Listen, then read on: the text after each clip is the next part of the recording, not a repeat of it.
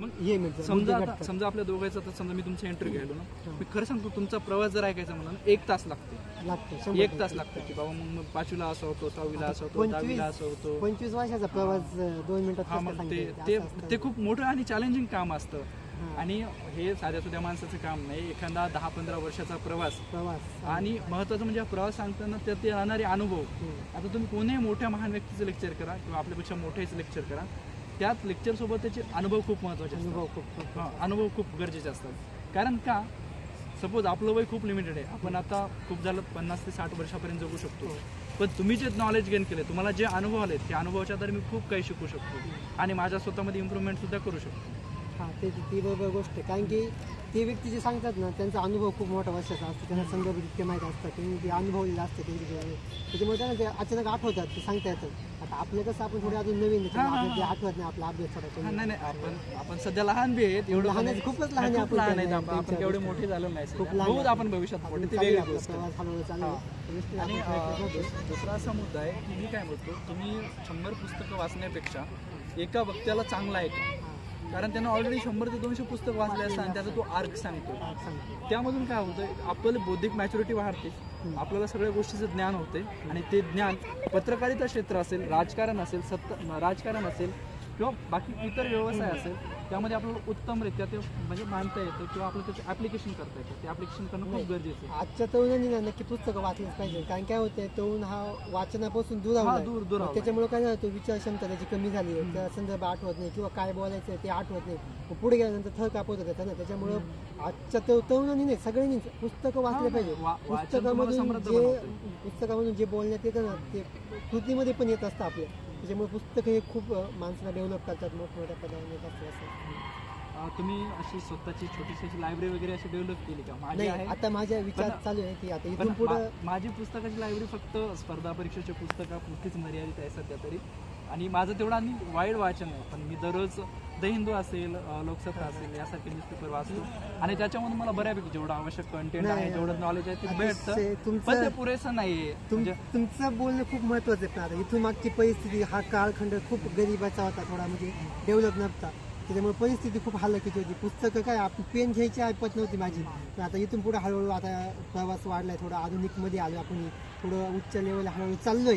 त्याच्यामुळे अनेक व्यक्ती भेटत आहेत, त्यांच्याकडून थोडे ग्रंथ मोठा मुद्दा काय सर, आता मी माझ्या जनरेशनचा फर्स्ट पर्सन आहे की जे इथं पुण्यामध्ये पोस्ट ग्रॅज्युएशन करतोय. आणि माझी आई शाळेमध्ये गेलेली नव्हती, माझे वडील पण शाळेत गेलेले नाहीत. तरी माझ्या वडिलांना लिहिता थोडंफार ते वाचतं की शाळेत न जाता. माझे एक भाऊ माझा 7वीपर्यंत शिकलेला आहे, एक भाऊ माझा 4थीला शाळा सोडून गेलेली. आय एम फर्स्ट पर्सन की जो पोस्ट ग्रॅज्युएट आणि पुणे विद्यापीठामध्ये शिक्षण घेतो. हे माझ्यासाठी खूप म्हणजे अभिमानाची गोष्ट आहे. आणि असं वाटतं की आमच्या आईवडिलांनी ज्या अनुभवलेल्या गोष्टी नाही आहेत, ते आम्ही अनुभवतो, ते आम्ही शिकतो. आणि खरं सांगायचं म्हणजे माझी आजी, माझे आईवडील आणि माझे जे काही गुरुजन वर्ग आहेत, त्याच्या संपूर्ण आज मी पुणे विद्यापीठापर्यंत आलेलो आहे. आणि त्यांचं खरंच खूप मोलाचं मार्गदर्शन आहे. इथपर्यंत यायला बी खूप स्ट्रगल करावी लागते, कारण एका रुपयाचं पडते. कारण घरी आईला रोज असतो 100-150 रुपये, घरची आर्थिक परिस्थिती हालाकीची, आणि इथपर्यंत येऊन शिक्षण घेणे खूप कठीण काम असतं, खूप खर्चिक बी काम असतं. आणि स्वतःला मेंटली, फिजिकली आणि इमोशनली स्टेबल ठेवणं त्या व्यक्तीला नक्कीच अगदी बरोबर आहे. त्यानं जो सांगितलं की विद्यापीठामध्ये येणं ही नॉर्मल गोष्ट नाही आहे. मराठवाड्यासारख्या दुर्गम भागातून तिथं एज्युकेशन खरंच खूप मागासलेलं आहे. तिथून एक विद्यार्थी येतो आणि काहीतरी स्वतःचं अस्तित्व निर्माण करण्याचा प्रयत्न करतो. ही खूप मोठी गोष्ट आहे. आणि समोरचे शुभम दातकिळे सेम त्यांचं तसं आहे की ते विद्यापीठामध्ये शिकतायत आणि त्यांचं स्वप्न आहे की प्राध्यापक व्हावं आणि नक्कीच ते पूर्ण व्हावं असं आपण या ठिकाणी म्हणूया. होणारच जर तुमच्यामध्ये जिद्द असेल. रिझ्यूम खूप स्ट्रॉंग आहे आणि आम्हाला रिझ्यूम पेक्षा ते म्हणतात ना, ते त्यांच्याकडे नॉलेज सगळ्या क्षेत्राबद्दल त्यांना माहिती आहे. आणि खरं सांगतो शुभम, मला तुमच्याकडून खूप काही शिकायला भेटेल. नक्कीच. वा हे बघा, मोठ्या माणसाचं असं असतं बघा. खरंच म्हणजे त्यानं जे वाक्य वापरलं ना की प्रत्येक माणसाकडून काहीतरी शिकायचं असतं आणि काहीतरी घेण्यासारखं असतं, असं काही नसतं. आता मी तर फक्त आताशी प्रवास करतोय, मी त्या व्यवस्थेचा एक छोटासा पार्ट आहे. अजून मी त्या व्यवस्थेमध्ये आलेलो नाही. अजून मी म्हणत नाही की मी स्टेजवर येऊन असे वेगवेगळ्या कलाकार करतो, कृती करतो.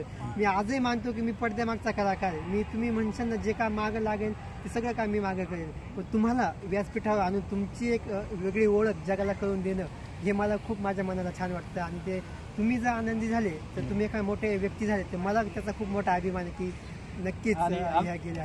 आमच्यासाठी खूप मोठी अभिमानाची गोष्ट आहे. आमचा मित्र जे की राष्ट्रपती सुवर्ण पदक पुरस्कार असेल, महाराष्ट्र भूषण पुरस्कार असेल, ह्यासारख्या मोठ्या पुरस्कारांनी सन्मानित करण्यात आलेला आहे. नाही, हा पुरस्कार जरी मला भेटला असेल, म्हणजे जे मेडल माझ्या गळ्यात पडलं असेल, पण ते गळ्यात पडण्याच्या अगोदरचं जे श्रेय आहे ते सगळे तुमच्या सगळ्यांचं आहे.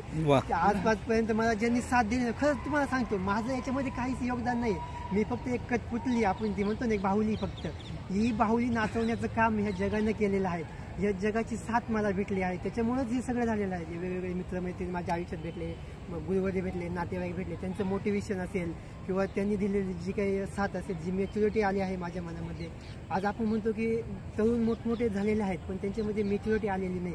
ती मॅच्युरिटी कुठेतरी आणण्याचं काम आपण या ठिकाणी छोटं करतो आहेत. आणि तुम्ही जगाने सांगितलं की आपली परिस्थिती, आईवडील, आपली आजी, त्यांची जुनी व्यवस्था कशी होती. माझे सेम आहेत. माझे आईवडील एक साधे कुटुंबातले आहे किंवा शेतीतले आहेत. आजही मी सांगत नाही की मी आज विद्यापीठात शिकतो आहे, म्हणजे मी एका पुण्यासारख्या शहरात शिकतो आणि मग मी हायपाय, आज मी तुम्हाला जे हायपाय दिसतोय ना, याच्यामध्ये काहीच नाही. हे सगळं माझ्या आईवडिलांनी दिलेलं आहे किंवा माझ्या भावानं याच्या मागचं श्रेय सगळं त्यांचं आहे. माझं याच्यामध्ये काहीच नाही. हा जे आता आपण बघतोय गोविंद सर जे रेकॉर्डिंग करताय, तो मोबाईल पण माझ्या भावाने दिलेला आहे. हे घड्याळ पण त्यांचंच आहे. आणि हे माझ्या अंगात जे कपडे आहेत, वस्त्र असतील, जे शूज असतील, ते सगळे आईवडिलांच्या कष्टाचं आहे. मला तुकाराम महाराजाच्या त्या ओळी आठवल्या की शुद्ध बीजापोटी फळे रसाळ गोमटी. वा, म्हणजे बाळकडू यांना लहानपणापासून मिळाले. आणि खरंच शुभमचं व्यक्तिमत्व जेव्हा मी पाहतो ना, तर खरंच त्याला संस्कार असे भेटले असतील. प्रत्येकाशी रिस्पेक्टफुली बोलणं त्याचं मला खूप आवडतं आणि सगळ्यांवर प्रेम करतो, सगळ्यांना हसवतो. आणि माझं आयुष्याचं एक तत्व आहे, तत्वज्ञान आहे की तुम्ही एकावर प्रेम केलं ना तर तुमच्या मनाला कुठेतरी ठेस पोहोचते. तुम्ही सर्वांगीण दृष्टिकोनातून जर प्रेम केलं, म्हणजे त्याच्यामध्ये निसर्ग असेल, व्यक्ती असेल, प्राणी असेल, सगळ्यांना प्रेम करा. तुम्ही साधं झाडाखाली जे पान पडतं वाळलेलं, तुम्ही त्याच्यावर प्रेम करा. ते पान वा, क्या बात आहे, क्या बात आहे. प्रेम केलं तर तुम्हाला देखील त्यांच्याकडून खूप सारं प्रेम भेटतं. या गोष्टी जरी तुम्हाला थोड्याशा वेडेपणाशा वाटत असल्या तरीही या गोष्टी खूप डीप मिनिंग आहेत. आणि त्याच्या ज्या शब्दांची जी हे आहे ना, म्हणजे वेट आहे ना या शब्दांचं खूप जास्त आहे. आणि खरंच हे समजून घ्यायला खूप डेव्हलप ब्रेन लागेल, एवढं भारी त्याचे विचार आहेत. तर शुभम, कसं वाटलं आजचा दिवस? नाही, आजचा दिवस खूप छान वाटला, कारण की आज शनिवार आहे, थोडा निवांत वेळ आहे. आणि आज सर आपलं जगन सर आपल्याला भेटले, गोविंद सर आपल्याला भेटले. त्यांच्या या पुढाकारातून, त्यांच्या या नियोजनातून आणि आज जो काही व्हिडिओ शूटिंगचा या ठिकाणी विद्यापीठातील शिवाजी महाराज गार्डन या ठिकाणी जो काही व्हिडिओ शूट करण्याचा योग आला, अतिशय छान वाटलं आहे. खाली गवत आहे, थंडी पडते आहे आणि थंडी थोडी थोडी मनाला जाणवते आहे.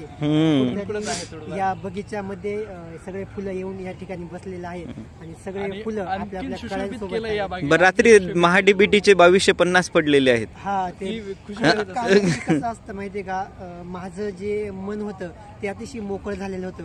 त्या मनामध्ये महाडीबीटीनं छोटासा एक भाग त्याच्यामध्ये ओतला आहे. त्याच्यामुळे ते मनातला कुठेतरी तो जीव आहे, तो जीव पुन्हा जिवंत झाला. त्या भागामधून आम्हाला थोडंफार चहा पाणी होऊ शकतं. त्या भागातून तुम्हाला चहा नाही, तुम्हाला त्यातला गोडवा देणार आहे. अरे, फक्त गोडवा तुमच्या होटांना स्पर्श केल्यानंतर तो गोडवा माझ्या मनाला स्पर्श केला. अरे वा, खूप छान वाटत आहे. ती माझी चहावरती 2 ओळी आहे, ते खूप मला वाटतात की त्या ओळी सांगा. आजच त्या ओळी मी रानडे इन्स्टिट्यूट सांगितल्या की एक दिन आएंगे और पिएंगे एक चुस्की, एक दिन आएंगे और पिएंगे एक चुस्की, सुना है चाय तुमने होठों से लगा कर पी है. त्या ओळींचा अर्थ असा होतो की मी तुझ्या घरी येईल, कशासाठी तर चहा पिण्यासाठी.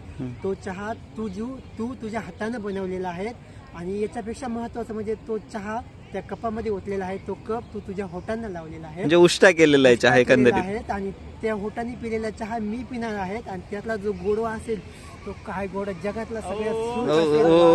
क्या बात आहे, खूप छान वाटतं. म्हणजे राष्ट्रपती पुरस्कार मिळवणारा हा व्यक्तीची ही साईड एक आहे की तो माणसानं आयुष्य जगताना सगळ्या अनुषंगाने विचार प्रेम करायला पाहिजे की नाही, प्रेम करायला पाहिजे. मग प्रेम ते सगळ्या गोष्टींना, प्रेम निस्वार्थ असलं पाहिजे. आणि आपण जे हल्लीकडचं काय असतं माहिती ना, जो प्रियकर असतो, जो आपल्या प्रियकरीशी जो बोलतो, ज्या भाषेत बोलतो, ज्या ट्यून मध्ये बोलतो, तुम्ही काय करा, तुम्ही तीच गोष्ट तुमच्या आईशी बोला.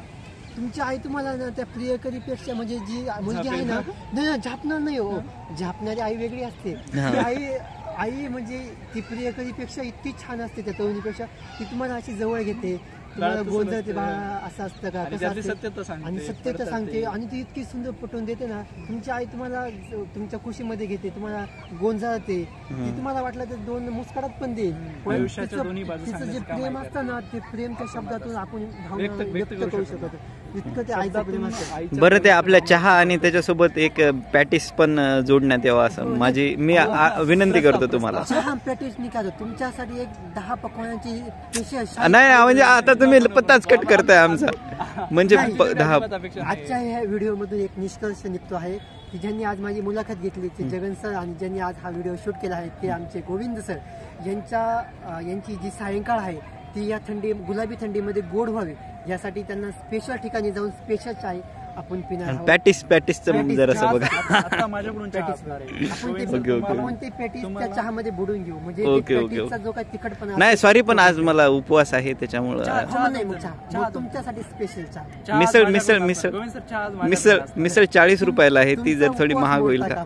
तुमचा उपवास महत्त्वाचा. नाही मिसळ भेटेल ना. उपवासाकडे लक्ष दिलं पाहिजे. मिसळ काय म्हणतात त्याला, उपवासाची उसळ.